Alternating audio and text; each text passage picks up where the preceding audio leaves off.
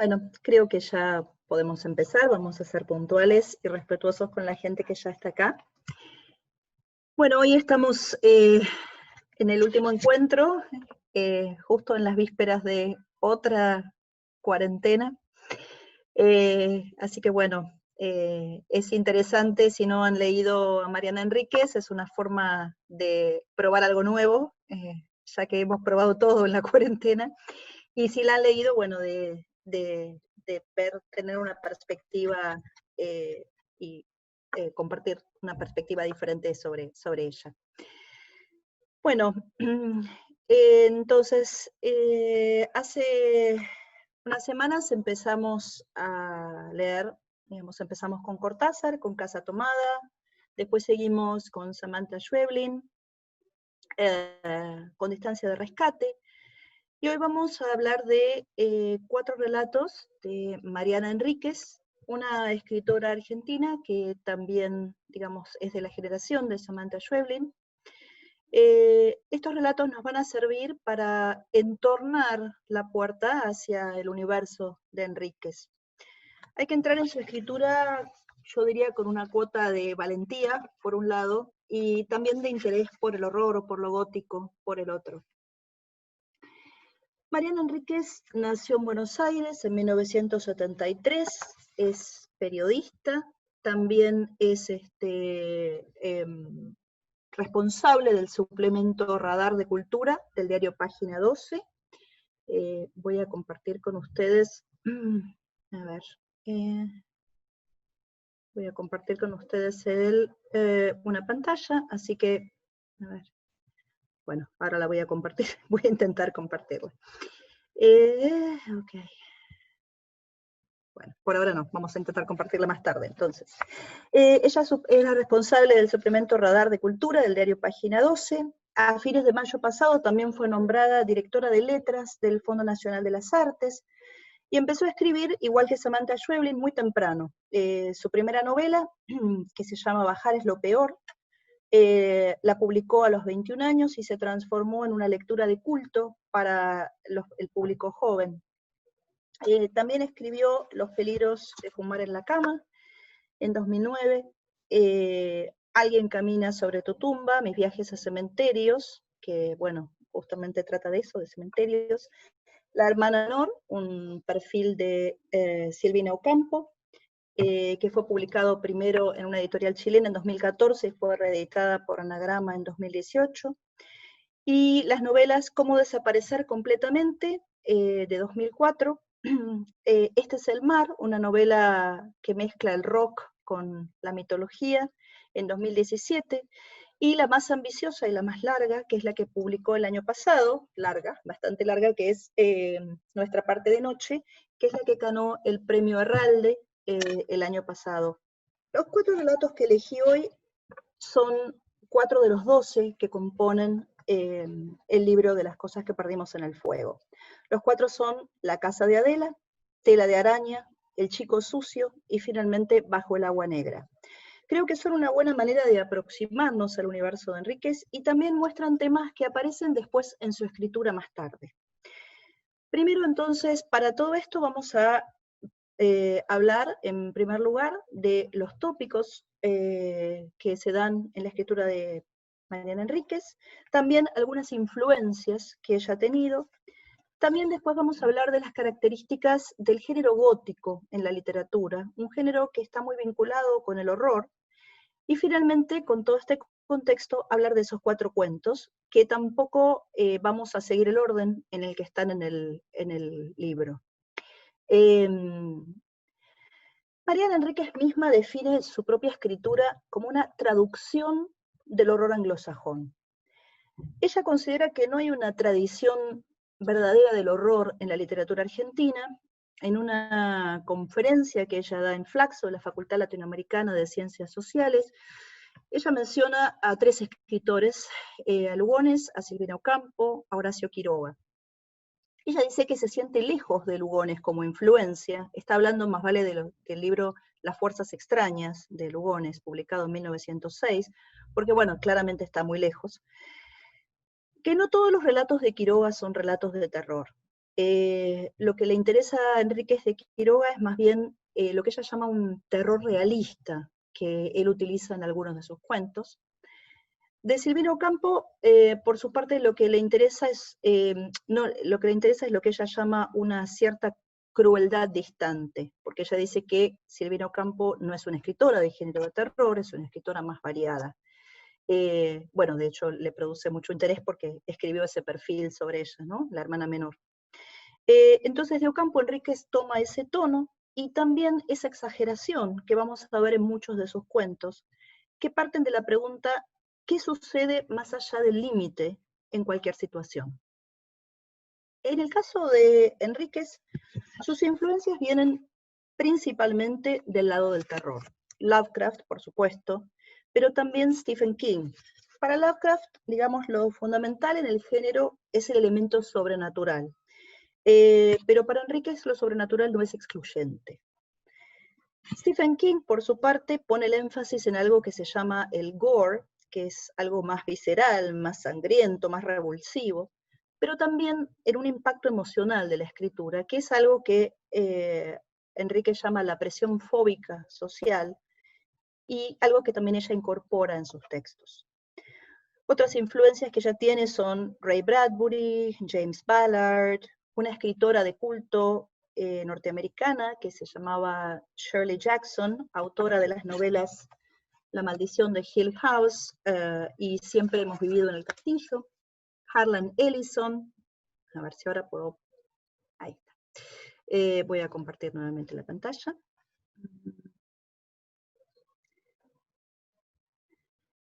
Harlan Ellison, un escritor que también se dedicaba a hacer guiones para televisión, hizo algunos de The Twilight Zone, algunos de Star Trek. No hay que dejar de mencionar la influencia que tienen las creencias populares del folclore europeo, norteamericano también, en la escritura de Enríquez. Por ejemplo, algo que se llaman los changelings, que son los niños del mundo de las hadas, que las hadas dejan cuando ellas roban de las cunas los bebés humanos. Y también, por supuesto, de los cuentos de hadas. Los cuentos de hadas, al igual que los cuentos de terror, son una advertencia sobre todo lo malo que nos puede llegar a pasar. Esa traducción de la que habla Enríquez, entonces, es del terror anglosajón a un terror anclado en la realidad argentina, va a sumar también elementos locales y otros que también son propios de su universo. Los elementos locales se manifiestan a su vez de dos maneras. Por un lado, lo urbano y lo suburbano o periférico, con sus correspondientes leyendas urbanas o suburbanas, y estos evidencian fenómenos que son sociales, actuales en Latinoamérica y también, bueno, por supuesto en Argentina. La pobreza, los barrios carenciados, la marginalización, el mundo de la droga, las adicciones, la delincuencia, pero también aquello que viene de la tradición oral, de las creencias populares, de la superstición, mucho de lo cual se origina en particular en la zona mesopotámica, en la frontera con Paraguay, Brasil, y se termina incorporando a través de la inmigración hacia la ciudad. El Gauchito Gil, San La Muerte, San Huesito, Rito Zumbanda, entre otros. Nuestra parte de noche, por ejemplo, incorpora también mitología mapuche y africana. Enríquez también trata temas de identidad de género, y el lugar y el poder o la falta de poder de las mujeres. También una gran cantidad de, acá tenemos algunas fotos de las creencias populares, una gran mayoría de los personajes de Enríquez son mujeres. Acá tenemos, estos son, lo que vemos a la izquierda es un templo, un santuario dedicado al Gauchito Gil, que está acá en la Plaza de los Andes, cerca de Chacarita.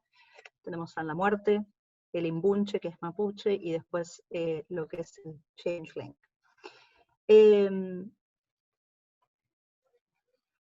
Entonces, en su escritura también abundan otras cosas bastante gore, ¿no? Mutilaciones, partes del cuerpo que tienen entidad propia, separadas del resto, fuego, incendios, personas quemadas, animales amenazantes o que a su vez sufren muertes muy despiadadas, niños o adolescentes desamparados, con madres o padres que pueden estar simplemente ausentes o ser también muy crueles, como los cuentos de hadas. La mayoría de las veces esa solidaridad entre los niños mismos se ve amenazada por sentimientos de envidia o de odio hacia sus pares. Por último, pero esto no es lo menos importante, la historia argentina aparece con mucha frecuencia en sus textos. Enríquez misma habla de la fatalidad de lo político en la literatura argentina. Especialmente aparece la última dictadura, sea a través de referencias directas o indirectas. A veces están mezcladas con el sustrato de esas creencias populares. Es en estos sentidos como Enríquez traduce ese horror anglosajón a su escritura, conserva la atmósfera del gore y de lo siniestro, y también incluye problemáticas que son comunes a la Argentina y a la Latinoamérica como región. La influencia de la cultura anglosajona en Enríquez es muy evidente. Las cosas que perdimos en el fuego lleva el nombre de un álbum de una banda que se llama Low, de Estados Unidos. Cómo desaparecer completamente hace referencia a una canción de la banda británica Radiohead. Los peligros de fumar en la cama está tomado de un cómic de fantasía y de horror del autor norteamericano Neil Gaiman. El cómic se llama Sandman, el hombre de arena. Muchos de los epígrafes que preceden a los relatos de Enríquez remiten también a citas de poetas, escritores o músicos anglosajones. Las cosas de Perdimos en el fuego tiene uno de Cumbres borrascosas, de Emily Brontë, también líneas de Anne Sexton, una poeta norteamericana. Nuestra parte de noche, entre otros, de Emily Dickinson y del poeta T.S. Eliot. Los peligros de fumar en la cama, una canción de un músico que se llama Will Oldham. Tanto los títulos como los epígrafes están muy vinculados a los textos que anteceden. La escritura de Enríquez contiene elementos del terror, del horror, también del gótico. Estos elementos se cruzan y a veces en la crítica han sido intercambiables. Yo voy a usar estos términos de una manera más bien laxa, digamos amplia, no quiero hacer una clasificación estricta, pero me interesan algunos rasgos del género gótico que han ido perdurando en el tiempo. Algunos críticos consideran que lo gótico se vincula más con algo estético, con una atmósfera, y que el horror se vincula más con lo emocional, que es algo que a Enrique le interesa particularmente. En su escritura también rastreamos muchos elementos del género gótico, que es un género que se ha ido reinventando a lo largo de más de los 250 años que tiene de existencia. El género gótico es un género muy abierto, con una capacidad enorme para adaptarse a circunstancias muy diferentes de las que tenía en su origen. La literatura gótica tiene tres etapas, digamos, si queremos hacer una historia de la literatura gótica. Las dos primeras son predominantemente anglosajonas, una inicial de mediados del siglo XVIII hasta principios del XIX, otra durante todo el siglo XIX y parte del XX, y la última que, bueno, llega hasta nuestros días, hasta el siglo XXI, en la que el gótico ya se ha extendido en una forma global, se ha ido adaptando a contextos locales y se ha ido mezclando con otros géneros. Como sabemos, la palabra gótico se usó por primera vez durante el Renacimiento en Italia, y era para describir la arquitectura medieval y también la forma medieval de vida. La palabra tenía un uso peyorativo, porque establecía la superioridad de lo neoclásico frente a lo medieval. El gótico en la literatura empieza con la publicación, esto lo habíamos comentado la vez pasada, del Castillo de Otranto, de Horace Walpole, en 1764. En forma estricta, este periodo termina con la publicación, en 1820, de Melmoth el Errabundo, de Charles Maturin, y en las narraciones de este periodo había de todo: castillos, ruinas, galerías, pasadizos, laberintos, cadáveres, esqueletos, mujeres degolladas, criminales, ruidos extraños, bosques. La literatura gótica surge en realidad inicialmente como una reacción del protestantismo insular de Inglaterra frente al catolicismo continental. El protestantismo se ve a sí mismo como símbolo de progreso frente a un catolicismo que considera más atrasado, más medieval. Lo gótico entonces sería esa contrapartida oculta, lo otro de la cultura de la Edad Moderna, que está representado a través de estos elementos que acabamos de mencionar. En esa época la sociedad estaba avanzando hacia la industrialización y se veía una desaprobación por lo rural, la cultura popular, la superstición, en favor de lo urbano. Lo rural entonces se volvió un repositorio de folclore local, sobrenatural, cuentos de hadas, creencias populares. El género se caracteriza por una ambivalencia que articula al mismo tiempo la repulsión y el deseo, y pone en evidencia una sociedad que oscila entre las formas de vida antiguas que están desapareciendo y las formas nuevas que van apareciendo. Algo que algunos críticos llaman un estadio liminar, que significa que es como un umbral, ¿no? Y este rasgo justamente es lo que permite que ese género termine, digamos, reinventándose y siga reinventándose hasta el día de hoy. Después de 1820 ya el catolicismo europeo deja de ser esa preocupación central del género. El género se reformula y se orienta entonces hacia los barrios marginales de Londres.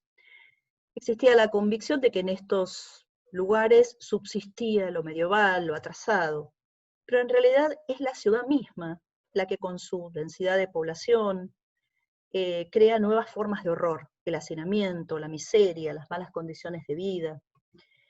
El laberinto de esa primera etapa ahora se transforma en un nuevo laberinto, tanto físico como moral. De esta manera nace el gótico urbano. En Francia, Eugenio Sue publica Los Misterios de París, lo publica por entregas, entre 1842 y 1843. Acá Reynolds hace lo mismo en Londres, publica Los Misterios de Londres, también por entregas, entre el 44 y el 56. Los nuevos monstruos ahora surgen de la modernidad, no de lo medieval.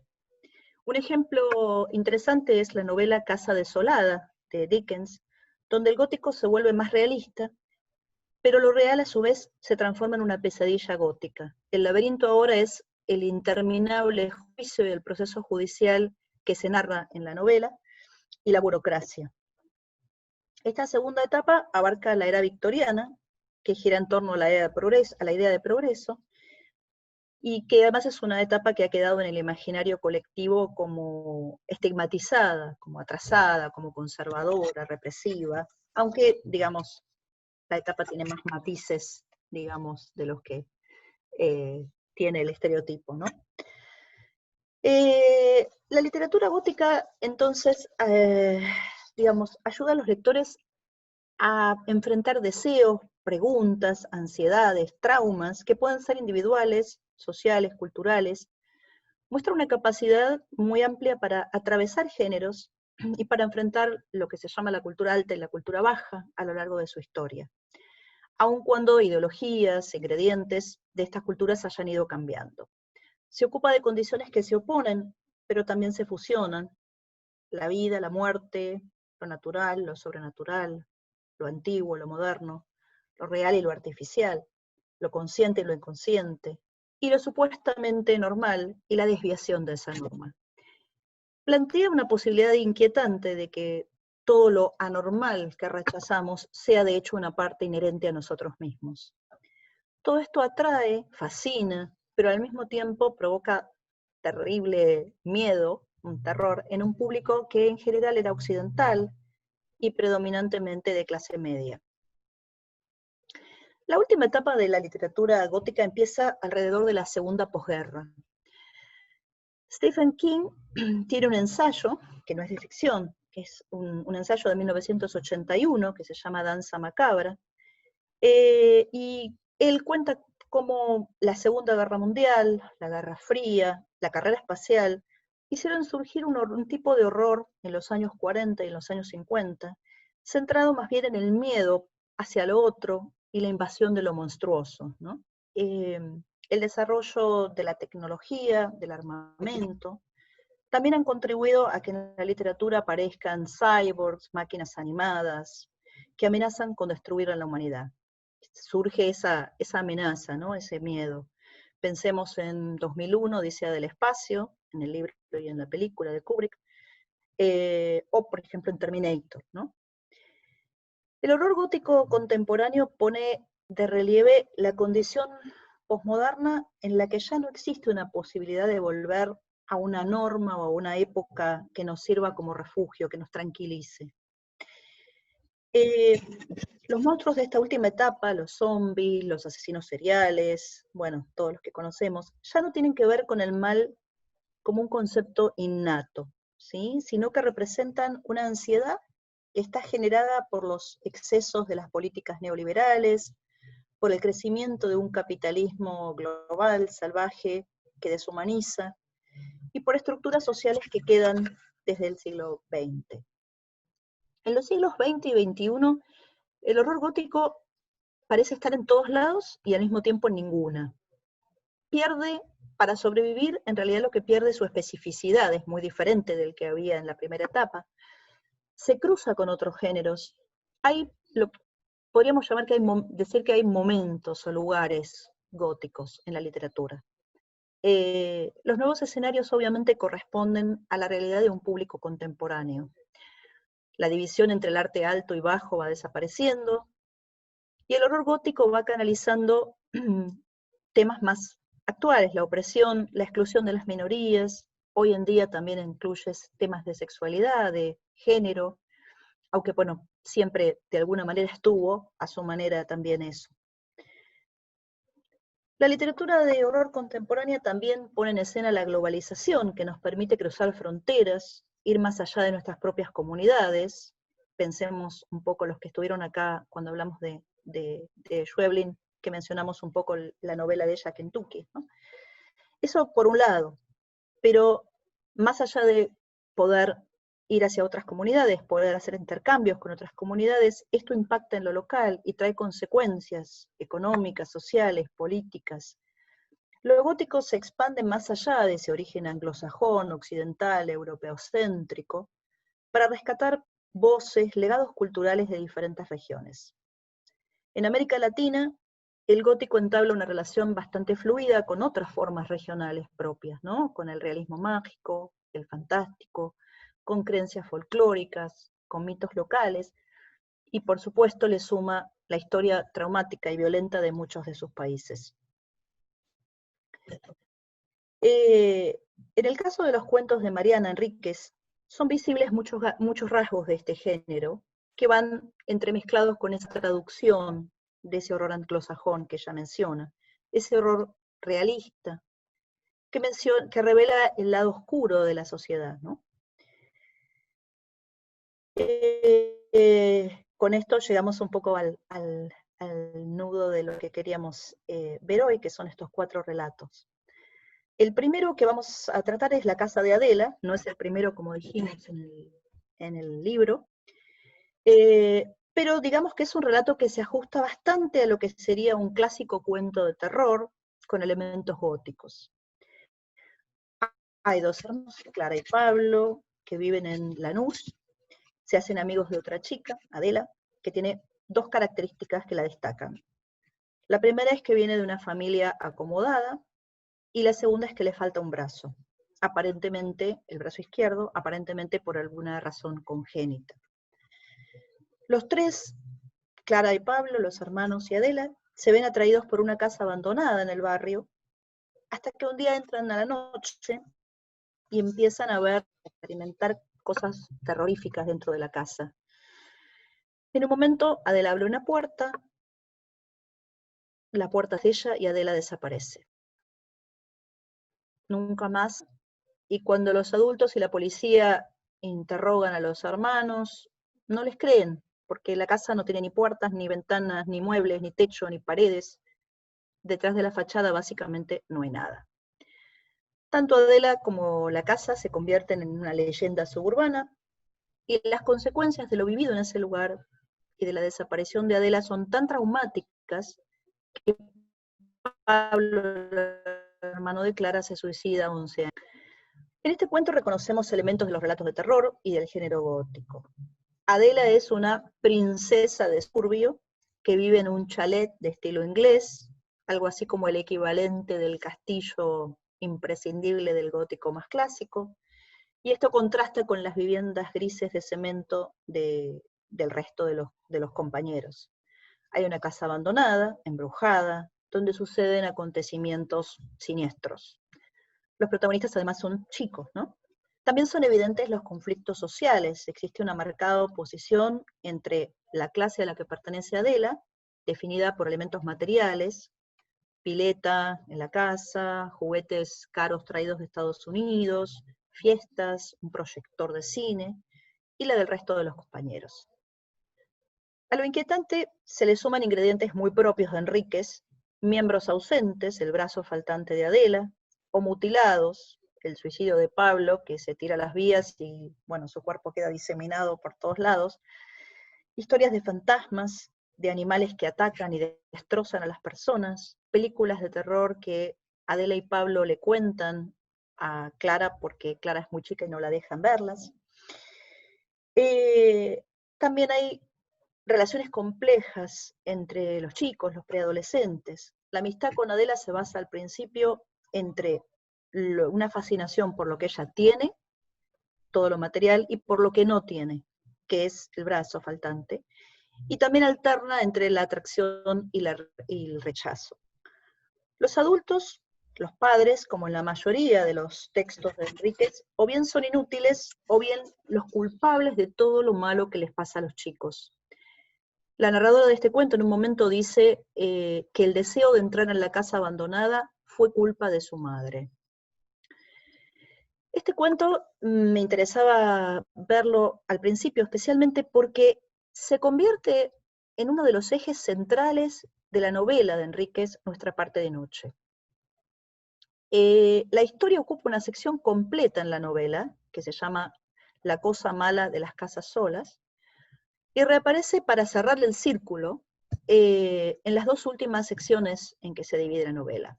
Tiene algunas variantes, ¿no? La casa abandonada no está en Lanús, está en la frontera entre Caballito y Parque Chacabuco, y los personajes tienen contextos y familias diferentes. Pero Adela es una chica a la que le falta el brazo izquierdo, desaparece en la casa, y su historia se entrelaza tanto con, digamos, con la historia de uno de los personajes principales, Gaspar, y con la familia de Gaspar, como también con el periodo oscuro de la última dictadura en Argentina. Lo que hace entonces Enríquez es tomar la historia y básicamente cruza de género y la desarrolla como uno de los temas centrales de Nuestra parte de noche. El cuento también se puede leer como una reescritura contemporánea de la historia de Hansel y Gretel, ¿no? Como un cuento de hadas, que decíamos tiene mucha afinidad con el horror. Hansel y Gretel sería el equivalente, serían los dos hermanos, y Adela sería un personaje que oscila entre ser la víctima que desaparece para siempre, o devenir en niña bruja que cobra poder y se apropia de la casa. Recordemos que el cuento se llama La casa de Adela, y la casa no es la casa donde vive Adela, sino la casa donde desaparece Adela. El segundo cuento, Tela de araña, tiene lugar en un escenario muy distinto, en Corrientes, Formosa, también en Asunción, Paraguay, en los años 80, que es el último periodo de la dictadura de Stroessner, que si no me equivoco termina para el 89. Las referencias a este periodo se entrelazan en el cuento con otros elementos inquietantes. Este segundo relato tiene un final que linda con el género fantástico. Esto permite la vacilación del lector y también tiene algunos ingredientes del gótico. En este cuento la narradora, que es huérfana, se casó muy joven, está casada con un hombre insoportable, aburrido, el estereotipo del porteño arrogante, viaja con él a Corrientes a visitar a su familia, a sus tíos y a su prima Natalia.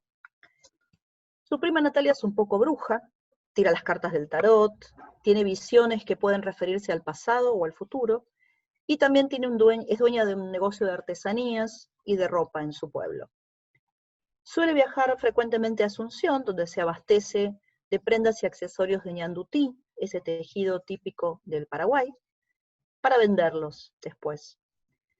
Durante esa visita, la narradora y su marido la acompañan en uno de esos viajes. El marido, Juan Martín, encuentra todo mal, se fastidia, no sabe cómo moverse en ese mundo de selva exuberante, de vegetación colorida, de gente diferente y de códigos que solamente entienden los que viven allá. Natalia lo desprecia porque manipula a su prima. En el viaje de vuelta el coche tiene una avería y tienen que parar en un hotel en Clorinda. La narradora está harta de su marido, entonces se va a dormir tarde, pide una habitación separada, pero a la mañana siguiente, cuando lo va a buscar para volver a Corrientes, Juan Martín ha desaparecido, no hay rastros de él, aunque según la recepcionista del hotel, no ha devuelto todavía las llaves del cuarto. El final de la historia se puede entender según una explicación racional, el marido se hartó y se fue, o bien si nos vamos guiando por los indicios que vamos teniendo, que nos va dando el relato, también se puede interpretar como un hecho fantástico, donde intervienen la magia, la brujería de Natalia, que se deshace de alguna manera misteriosa de Juan Martín.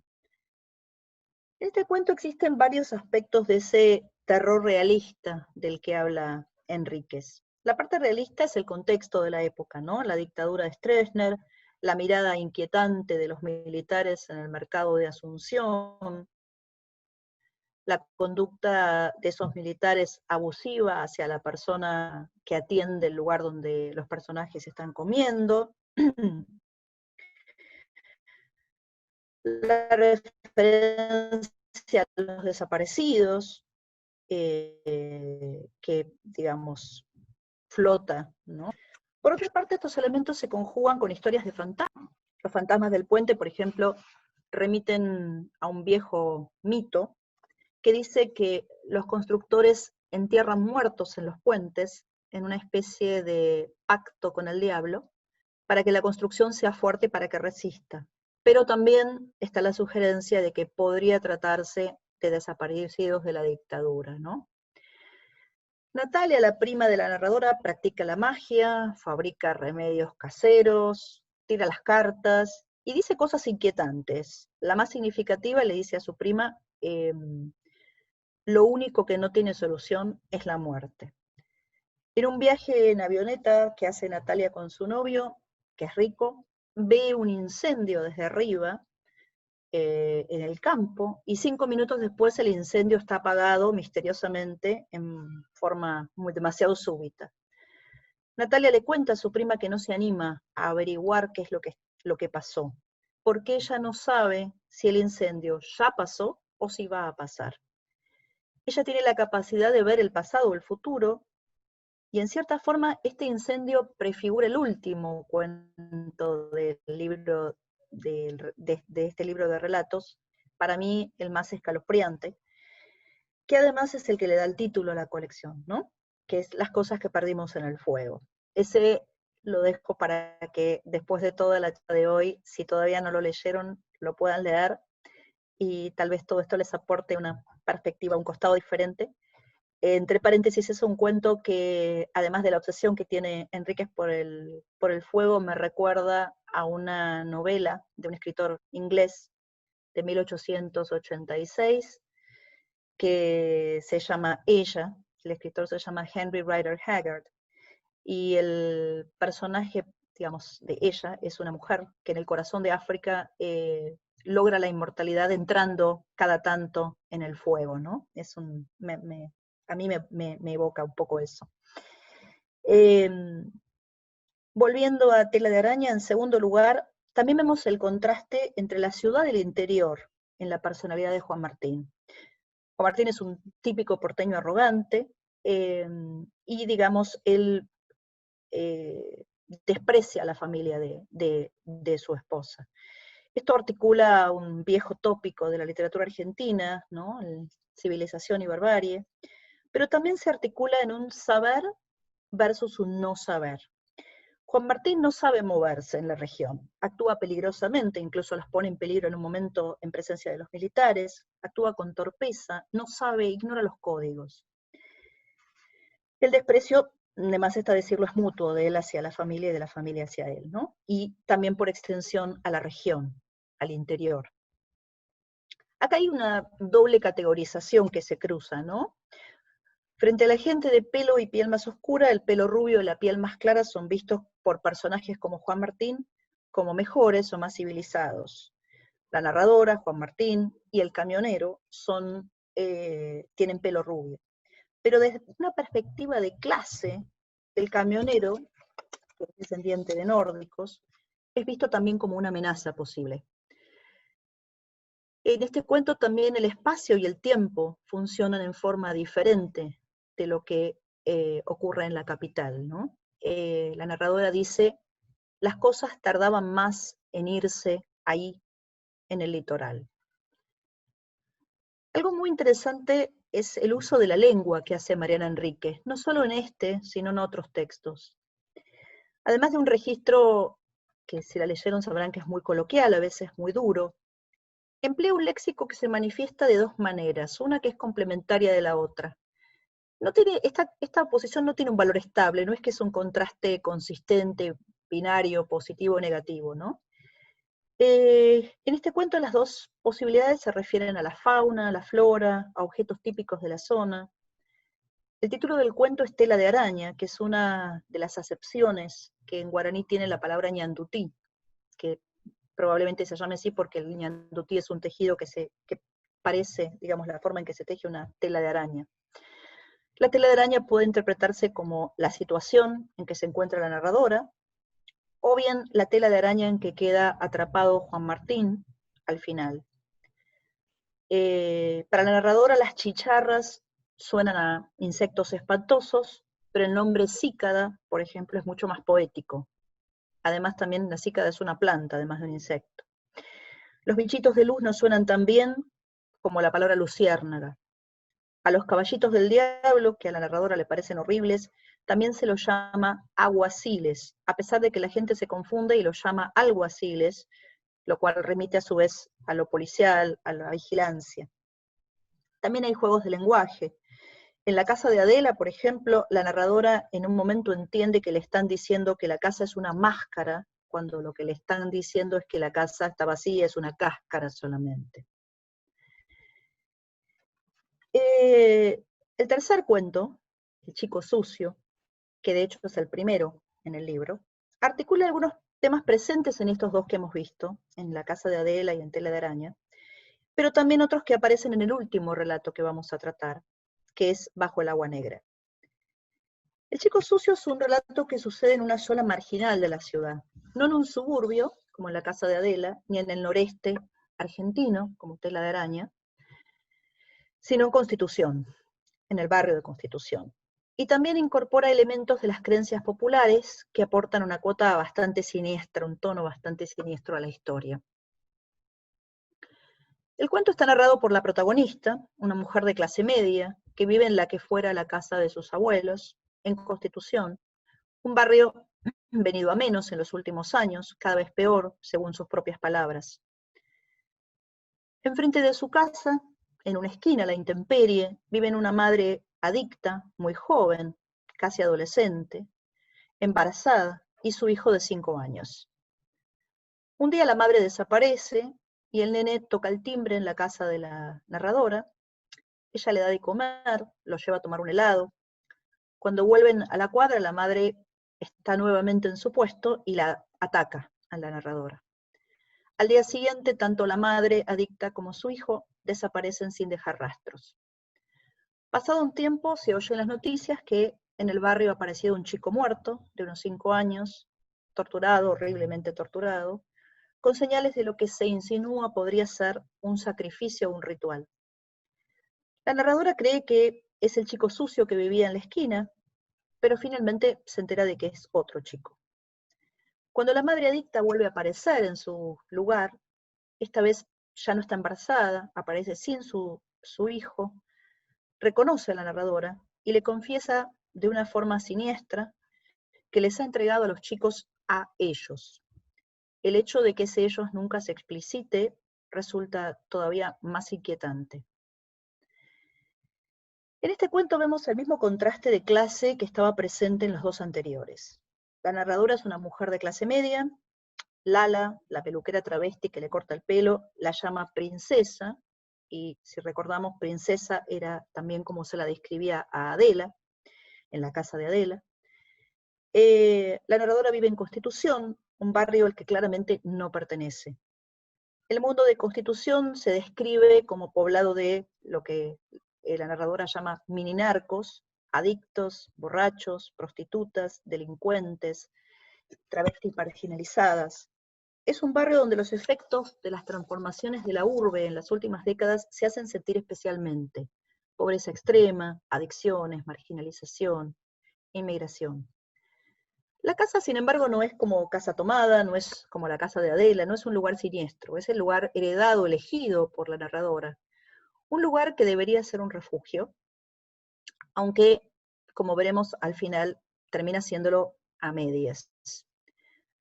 La oposición saber-no saber también marca todo el relato, al igual que en Tela de Araña. La narradora insiste en que ella sabe cómo moverse en el barrio, pero Lala le dice, la recrimina y le dice, ¿qué vas a saber vos? Descalificando así esa arrogancia de mujer privilegiada que elige vivir ahí, aunque tenga otras opciones. Los efectos de la miseria y de las adicciones se describen en forma brutal.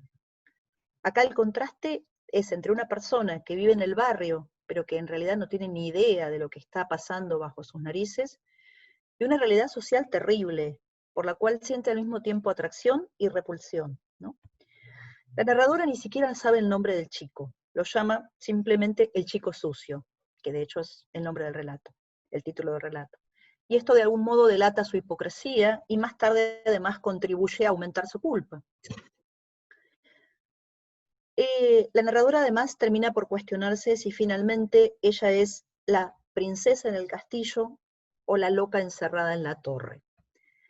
Es una narradora poco confiable, su familia piensa que está loca, ella confiesa además que sufre de depresión. Esto remite a una tradición de la literatura escrita por mujeres y al tópico en la literatura de la loca en el altillo, ¿no? Que se refiere principalmente toma como referente el personaje de Bertha Rochester, la mujer del señor Rochester, en Jane Eyre, de Charlotte Brontë, que es un símbolo de la mujer que escapa al control de los hombres, una mujer que no se conforma con un papel de sumisión, de domesticidad. Además, bueno, Jane Eyre es confesado por Mariana Enrique, es una de sus lecturas tempranas preferidas, ¿no? Los elementos que aportan esa cuota de gótico, de traducción del género anglosajón a eso local, eso de lo que habla Enríquez, están en las referencias al Gauchito Gil. El día que la narradora lleva al nene a tomar el helado es el 8 de enero, que es el día que se lo celebra el Gauchito Gil, pero también a San la Muerte, más allá de las vías, del otro lado, a la Pomba Gira, a los rituales de protección que vienen de ese sincretismo religioso afro-brasileño, de Paraguay, de las provincias de la Mesopotamia.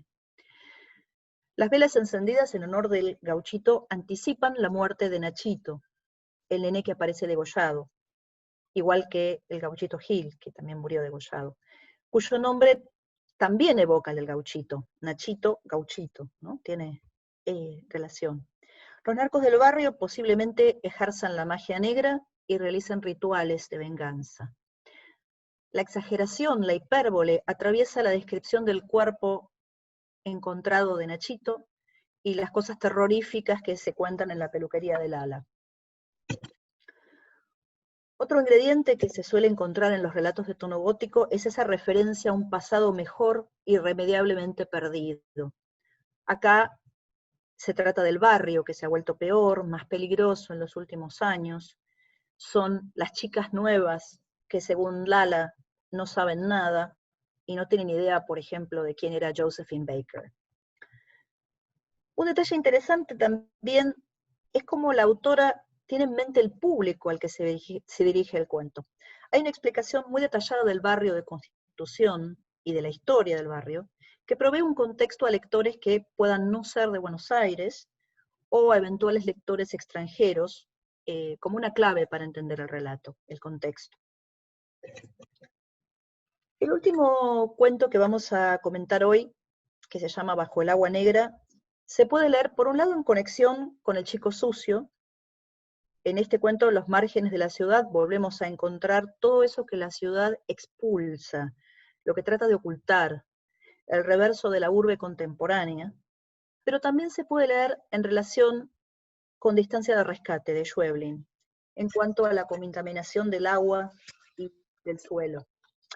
La diferencia es que ese apocalipsis inminente con el que termina esta historia es un apocalipsis urbano, no rural. En el de Samantha Schweblin se hablaba, el apocalipsis tenía que ver con el campo, ¿no? Con la pampa. La fiscal Pinal en este relato está investigando el caso de unos policías que han tirado al riachuelo a 2 chicos de 15 años que vivían en la villa. El cuerpo de uno ha aparecido, pero del otro solo se han encontrado las zapatillas. La fiscal recibe la visita de una adolescente adicta embarazada, que bien podría ser la madre del cuento en El chico sucio, que le dice que Manuel, el adolescente que todavía no han podido encontrar, volvió del fondo del agua del riachuelo y está en la Villa Moreno. La fiscal no le cree, obviamente, pero decide ir a investigar a la villa por su cuenta.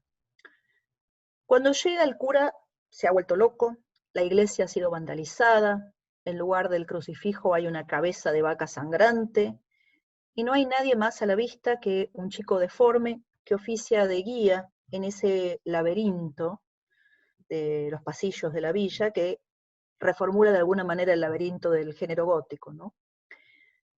El cura se suicida delante de la fiscal con el arma de la fiscal, y cuando ella en shock escapa, ve una inmensa multitud, una murga con tambores, en procesión por el barrio en la que se mezclan los habitantes del lugar, los policías, acusados, la madre de Manuel. Emanuel, se aclara en el cuento, significa el que está con Dios, pero en este caso la procesión de carnaval, en febrero, lleva en andas una camilla con algo que puede ser un ídolo pagano, una criatura sobrenatural salida de las aguas del riachuelo, tal vez incluso a Emanuel mismo, que ha vuelto de esa agua negra. En ese carnaval, el carnaval siempre subvierte la norma, saca a relucir lo otro, ¿no?, en la sociedad. La villa muestra su deformidad. Vamos a compartir un poco. La villa muestra su deformidad con niños mutantes, productos de la contaminación del agua, mujeres gordísimas alimentadas solo con hidratos de carbono, que es la comida de la gente que no tiene recursos. Es como una parodia de la resurrección cristiana, ¿no? Una resurrección cristiana con signo invertido. El chico que no está ni vivo ni muerto, que vuelve del agua negra, el agua de un riachuelo que esconde algo, ¿no? Una fuerza oscura que esa procesión parece estar invocando. El cuento se cierra con el agua agitada que crece, como si la amenaza que se oculta en el fondo estuviera a punto de cumplirse. Otra vez, esto nos recuerda a esa plaga a punto de irritarse con la que se cerraba Distancia de rescate. El riachuelo, contaminado por las curtiembres, por los desechos de las fábricas, en una época también por los restos animales que se echaban en el agua de los mataderos, ¿no?, encarna todas las miserias, el reverso de esa Buenos Aires turística, mostrable, con planificación urbana, con shopping. Todas las formas de la autoridad en este relato han colapsado. Nadie da respuesta a los marginados. La iglesia, el cura Francisco, fracasaron. La imagen del Cristo ha sido reemplazada por un ídolo pagano, el gobierno no se ocupa, la policía es corrupta, no resulta confiable. En este cuento creo es donde con mayor fuerza se muestra lo más siniestro de la sociedad contemporánea. También reaparece esa oposición saber-no saber, que parece recorrer bastante los textos de Enríquez. El policía que está acusado de haber tirado a los adolescentes al riachuelo le dice a la fiscal, ustedes no tienen ni idea de lo que pasa ahí. La fiscal supone que después de 8 años de trabajar en su puesto y de haber visitado la villa en persona, sí sabe, pero el relato obviamente termina desmintiéndola, ya que ella, a pesar de su profesión, no pertenece tampoco a ese mundo, ¿no? Siempre es la clase media que se encuentra enfrentada con ese mundo, ¿no? Frente al cual se siente culpable, también con una cierta atracción y un cierto rechazo. Los chicos son monstruos, unos mutantes, ¿no? Con nariz achatada como felinos, los ojos separados, las manos tienen ventosas, todo como producto del envenenamiento del agua. Acá lo sobrenatural se cruza con ese horror realista. Y así como en la literatura gótica del siglo XIX la ciudad tenía un reverso siniestro, en el siglo XXI se le suman todas las calamidades de un espacio postmoderno, posturbano. Nos muestran la cara del espanto, ¿no?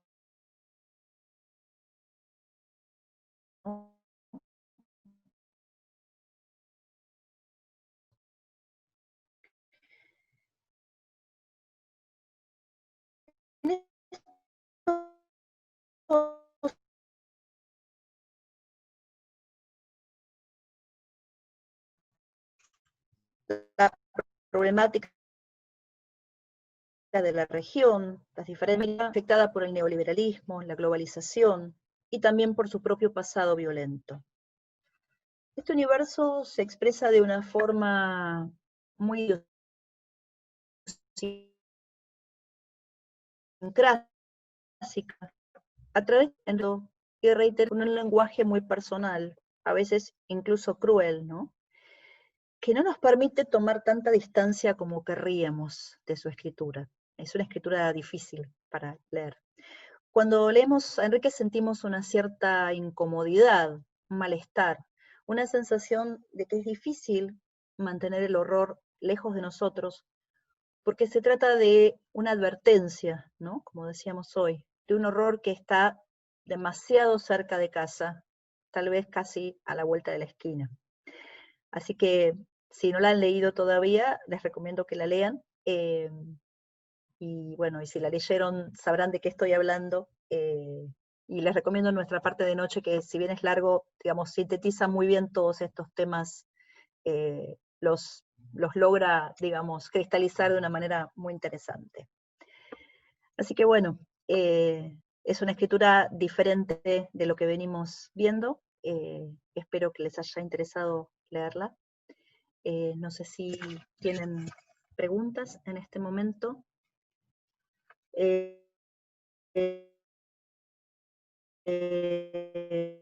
A ver, vamos a ver, tenemos algunas cosas. En algún momento se perdió la conexión, sí, mi conexión estaba un poco lenta, espero que hayan podido más o menos recuperarlo.